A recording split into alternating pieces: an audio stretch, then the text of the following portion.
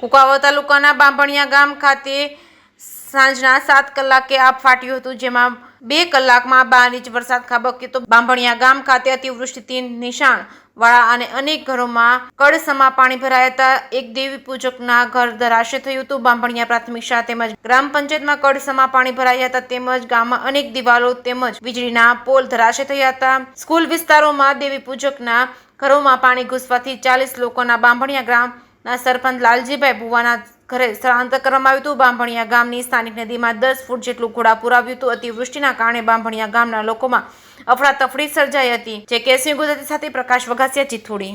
પેરાગી જતીનભાઈ મનસુખદાસ છે, રામાનંદી બાવાજી. આ બાંભણિયામાં કાલે જો વરસાદ થયો 5 વાગ્યાથી, તો આ ડેલીનું આ કળીમાં પાણી હતું, આટલે સુધી છાતી સુધી પાણી હતું. અને અમારી જે ઘર વકરી છે એ બધી પલળી ગઈ છે. ફ્રીજ, ટીવી, શેટી અને અનાજ પણ બળી ગયું છે. અનાજ પણ પાણીમાં પલળી ગયું છે. અને આગળનો જે કોઝવે છે ઊંચો બનાવેલો છે, એની હિસાબે પાણી અંદર ઘરી જાય છે. અને રાતે અહીંયા કળશમાં પાણી હતા, છાતી ઊંધી હતું. અને ત્યારબાદ મારા મામાનો છોકરો, એની ઘેરે અમે આશરો લીધો. અને બને એટલું સરકારને અપીલ છે કે કરે. મારું ગામ બાંભણિયા ગામમાં હાલ હું સરપંચની ફરજ બજાવી રહ્યો છું. કાલે 16 તારીખના દિવસે 5 વાગ્યે અમારા ગામમાં અતિવૃષ્ટિ થઈ, એના કારણે બહુ મોટી નુકસાની થયેલ છે બધાઈને. દેવી પૂજક સમાજ છે, પછી અમારે રામાનંદી સમાજ છે, ભરવાડ સમાજ છે.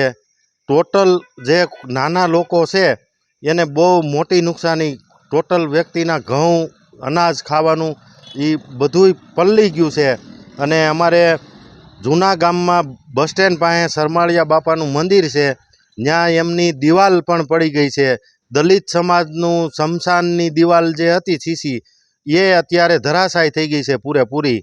તો બાંભણિયા ગામમાં બહુ મોટી નુકસાની થઈ છે. અને ખેડૂતોની જમીનમાં પણ બહુ નુકસાની થઈ છે.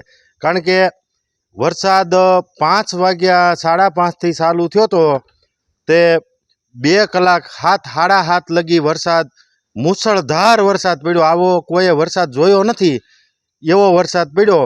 એને કારણે બહુ મોટી નુકસાની થયેલ છે બાંભણિયા ગામની અંદર.